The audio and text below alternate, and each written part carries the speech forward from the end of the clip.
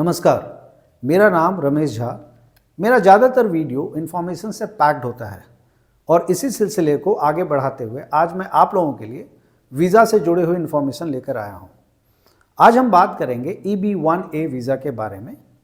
EB-1 को extraordinary ability immigrant visa के नाम से भी जानते हैं। अगर आप मिडिल क्लास फैमिली से बिलोंग करते हैं और अगर आप में कुछ खास तरह की काबिलियत है और आप अमेरिका में लीगली माइग्रेट भी करना चाहते हैं और वो भी तुरंत, तो ये वीज़ा आपके लिए बिल्कुल फिट बैठ सकता है। वीडियो को पूरा देखिएगा, सब्सक्राइब एंड लाइक का बटन दबाने का कष्ट करेंगे तब तो मज़ा ही आ जाएगा। चलिए स्ट्रेट अवे मुद्दे पर आते हैं। सबसे पहले समझते हैं कि इमिग्रेंट वीज़ा होता क्या है। इमिग्रेंट का मतलब ही होता है कि किसी नई जगह पर जाकर बस जाना। जिस किसी भी देश के लिए आप इमिग्रेंट वीज़ा का एप्लीकेशन या आवेदन करते हैं तो दरअसल आप उस देश में जा करके रहने और काम करने की परमिशन मांग रहे होते हैं और परमिशन मांगने के लिए अलग अलग दरवाज़ा बना हुआ है। उसी में से एक दरवाज़ा EB-1A का है। ये आपके अमेरिका जाने का सुपर फास्ट गेट है। लीगली यूएस जाने का इससे ज़्यादा फास्ट तरीका और कोई नहीं है। EB-1A एक अकेला इमिग्रेंट वीज़ा है जो सेल्फ पिटीशन है, मतलब आप अपने लिए खुद ही एप्लीकेशन कर सकते हैं। इसका मतलब ये है कि आपको किसी फैमिली या रिश्तेदार की ज़रूरत नहीं है जो अमेरिका के नागरिक हों और आपके लिए एप्लीकेशन करें। आपको अमेरिका में कोई इन्वेस्टमेंट करने की ज़रूरत नहीं पड़ेगी। तो आखिर ये EB-1A वीज़ा है क्या और कैसे मिलता है? अगर आप साइंस या आर्ट्स या एजुकेशन या बिजनेस या एथलेटिक्स में बहुत बढ़िया कर रहे हैं या बढ़िया किया हुआ है आपने, तो आपको पर्सन विथ एक्स्ट्राऑर्डिनरी एबिलिटी माना जा सकता है और आप इस वीज़ा के लिए कोशिश कर सकते हैं। एग्जाम्पल के लिए, अगर आपने फिजिक्स में PhD किया हुआ है और अपने PhD के दौरान या उसके बाद अपनी नौकरी के दौरान आपने कुछ ऐसे रिसर्च पेपर पब्लिश किए हैं या कोई पेटेंट करवाया है या दोनों किया हुआ है और आपके द्वारा किया हुआ रिसर्च इंडस्ट्री या आगे होने वाले आपके फील्ड से जुड़े हुए रिसर्च में एक इम्पॉर्टेंट रोल प्ले कर सकता है या कर रहा है, तो आप EB-1A कैटेगरी में फॉल करते हैं।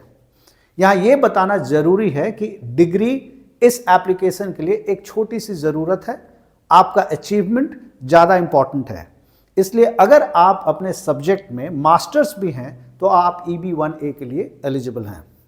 दूसरा उदाहरण लेता हूं। अगर आप एक बड़ी कंपनी या किसी भी ठीक ठाक कंपनी के मैनेजर हैं या कोई और बड़े पोजीशन वाले एम्प्लॉई हैं, जैसे CEO हो गया, CTO हो गया, वगैरह वगैरह, आपकी सैलरी आपके इंडस्ट्री में आपके जैसे पोजीशन वाले लोगों से बहुत ज़्यादा है। आपने जो काम किया है उसकी वजह से आपकी कंपनी को लाइमलाइट मिला है।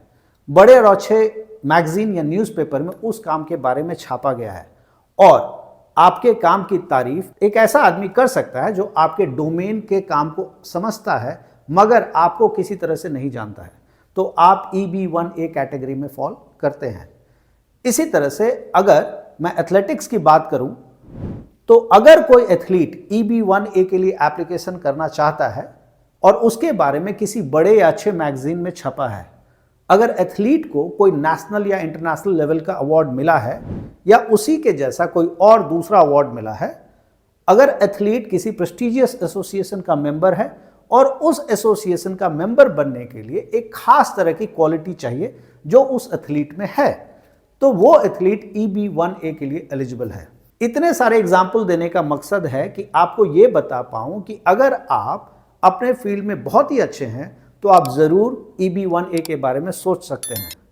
अगर आप ये सोच रहे हैं कि अरे यार हम तो ऐसी कैटेगरी में फिट ही नहीं बैठेंगे, घबराइए नहीं, शुरुआत में सबको ऐसा लगता है। EB-1A की पहली अच्छी बात यह है कि इस कैटेगरी में एप्लीकेशन करने के लिए आपको अमेरिका में होने की कोई ज़रूरत नहीं है। आप इंडिया में रहते हुए भी EB-1A के लिए पिटीशन फाइल कर सकते हैं।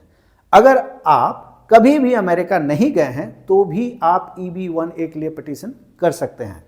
इसकी दूसरी अच्छी बात यह है कि आपके पास अमेरिका के किसी भी कंपनी का जॉब ऑफर लेटर होना ज़रूरी नहीं है, लेकिन अगर आपको ये वीज़ा मिल जाता है तो आपने जिस फील्ड में अपनी एक्सपर्टीज़ दिखा के वीज़ा लिया है, आपको अमेरिका पहुंच के उसी फील्ड या उससे मिलता जुलता किसी फील्ड में कम से कम 5 साल तक या जब तक आपको अमेरिका का सिटीजनशिप या नागरिकता नहीं मिल जाता है तब तक काम करना पड़ेगा।